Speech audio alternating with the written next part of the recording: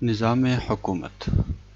سلطنت عثمانیہ کے بانی جب اول ایشیا کوچک میں آئے تو ان کی حیثیت ایک خانہ بدوش قوم سے زیادہ نہ تھی،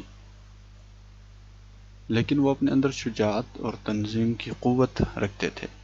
جو خانہ بدوش قوموں میں فطرت کے تغیرات و حوادث کا مقابلہ کرنے کے لیے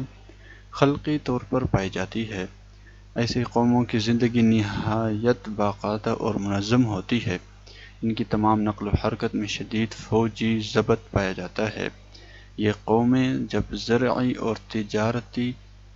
آبادیوں کی طرف بڑھتی ہے تو اپنی اعلیٰ تنظیم کی وجہ سے ناقابل مزاحمت ہو جاتی ہے اور اپنے سے زیادہ متمدن لیکن کم جفاکش قوموں کو شکست دے کر سلطنت قائم کر لیتی ہے۔ باوجود اس کے کہ انہیں حکمرانی کا تجربہ پہلے سے نہیں ہوتا، وہ اپنی سابق زندگی کے تجربات سے اس نئی زندگی میں بھی کام لیتی ہے۔ وہ اب بھی راعی ہوتی ہے، البتہ رعایا کی نوعیت بدل جاتی ہے۔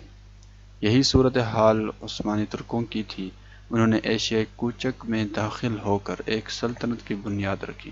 جو 3 صدیوں کے اندر دنیا کی وسیع ترین اور سب سے زیادہ طاقتور سلطنت ہو گئی۔ اس کی رعایا میں کرد، البانی، یونانی، ایرانی، عرب، سلانی اور جرمن ہر قوم کے باشندے شامل تھے،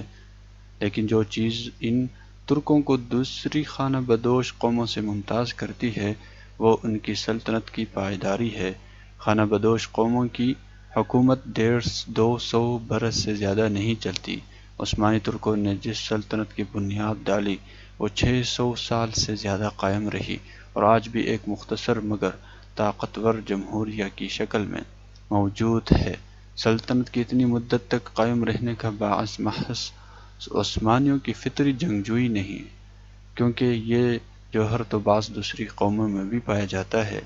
بلکہ اس کا اصلی سبب ان کا حیرت انگیز نظام حکومت ہے جو اپنے زمانہ میں دنیا کا بہترین نظام سمجھا جاتا تھا۔ اس کے متعلق پروفیسر لی بائر اپنی محققانہ تالیف عثمانی نظام سلطنت در عہد سلیمان ذی شان میں لکھتے ہیں، دنیا میں عثمانی نظام حکومت سے زیادہ دلیرانہ تجربہ اتنے بڑے پیمانے پر شاید نہیں کیا گیا۔ جو نظریہ اس سے قریب ترین مشابہت رکھتا ہے وہ افلاطون کی جمہوریہ میں پایا جاتا ہے، اور جو نظام عملاً اس کی نظیر ہے وہ مصر کا مملوکی نظام ہے، لیکن عثمانی نظام اول ذکر کی اشرافی یونانی حد بندیوں میں محدود نہ تھا اور آخر ذکر کو مغلوب کر کے یہ اس سے زیادہ عرصہ تک قائم رہا۔ ریاستہائے متحدہ امریکہ میں ایسے لوگ ہوئے ہیں جو پہلے جنگل میں لکڑیاں کاٹا کرتے تھے اور پھر ترقی کر کے صدارت کی کرسی پر پہنچ گئے، لیکن انہوں نے یہ مرتبہ صرف اپنی کوشش سے حاصل کیا، نہ کہ کسی ایسے نظام کے سلسلے مدارج کے ذریعے جو ان ترقی دینے کے لیے باقاعدہ مرتب کیا گیا ہو۔ کلیسائے روما اب بھی ایک کسان کو تعلیم تربیت دے کر پوپ بنا سکتا ہے، لیکن اس نے کبھی اپنے امیدواروں کو تقریباً بلا استثناء انہی خاندانوں سے منتخب نہیں کیا جو ایک مخالف مذہب کے پیرو ہوں۔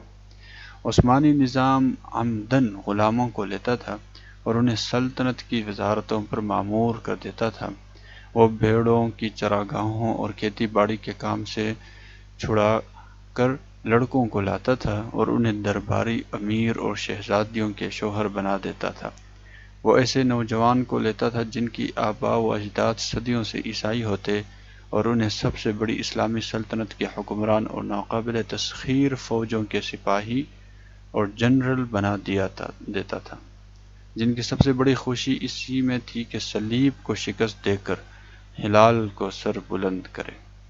وہ اپنے نو آموزوں سے کبھی یہ سوال نہیں کرتا تھا کہ تمہارا باپ کون تھا یا تم کیا جانتے ہو، یہ بھی نہیں کہ تم ہماری زبان بول سکتے ہو، بلکہ وہ ان کے چہروں اور جسموں کو غور سے دیکھنے کے بعد ان سے کہتا تھا تم ایک سپاہی بنو گے، اگر لیاقت کا ثبوت دو گے تو ایک جنرل بنو گے، یا تم ایک عالم و فاضل اور معزز شخص بنو گے، اور اگر تمہارے اندر